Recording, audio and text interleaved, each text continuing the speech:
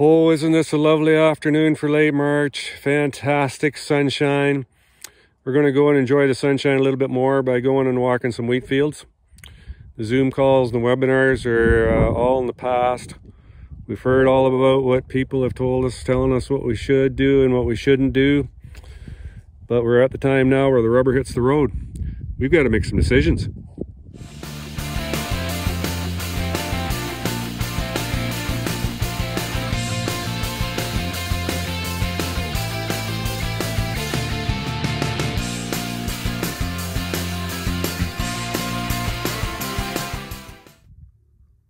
Well, this is sure a picture. Pioneer wheat, planted September 20th.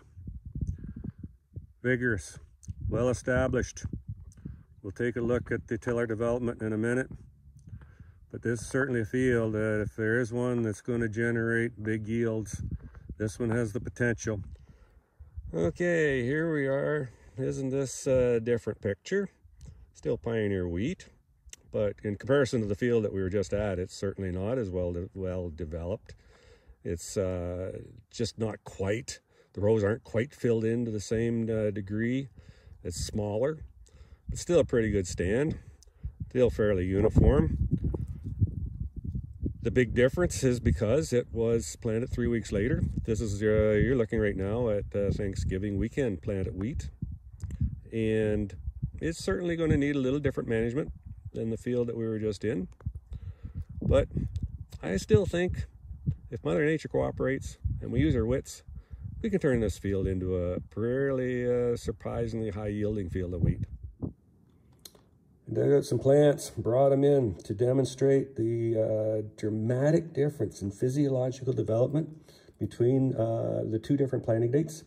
The one on the left obviously is the September 20th planting date. You can see in addition to a main stem, you've got a really solid 3. There's actually a 4th tiller in behind coming out of that crown.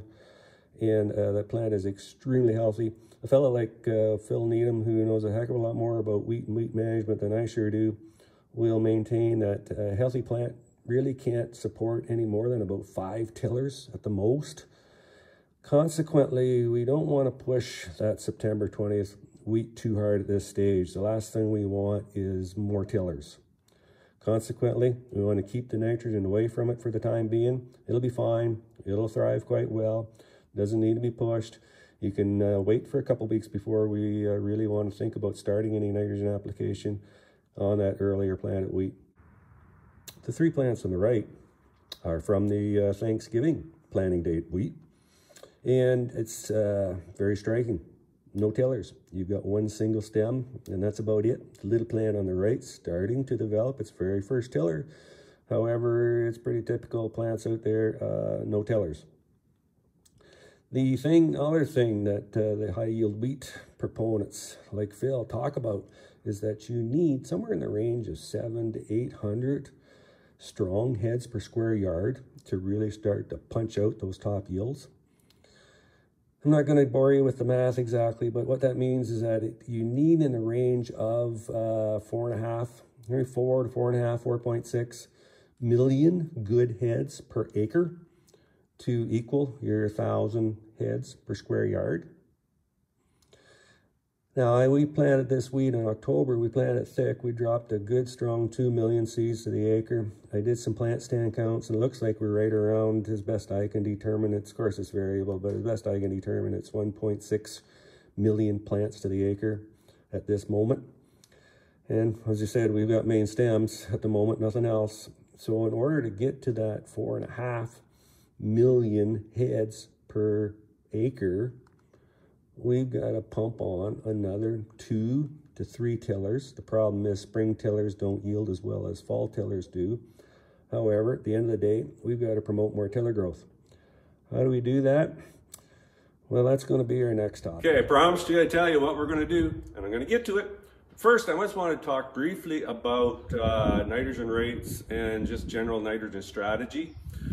There's pretty good information that across the province for soft red winter wheat that you're probably an average, if you're kind of in that 150 on a little bit of the high end, it's likely a pretty good starting point. 150 pounds of total N, 20 pounds of sulfur.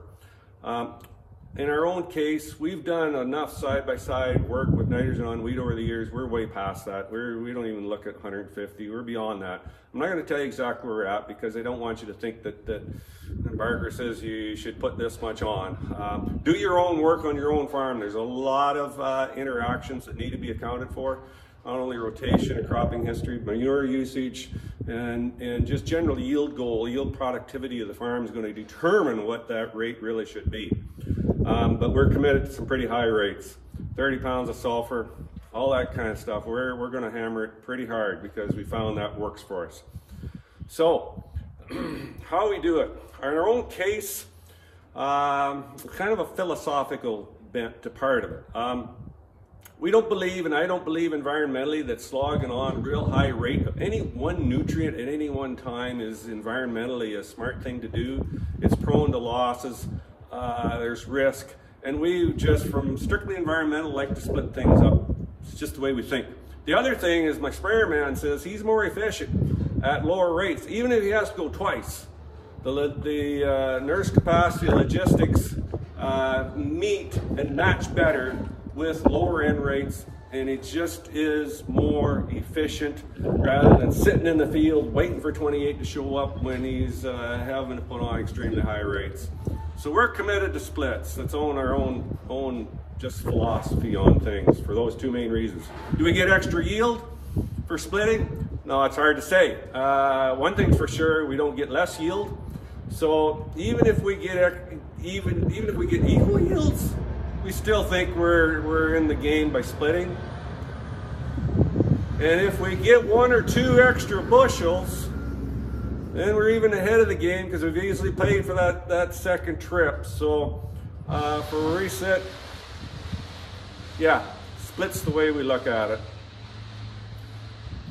On that September 20th planted wheat, that well-established wheat, there's no way you want to really touch it today, not with any kind of 50, 60, 70 pounds, and don't go near it.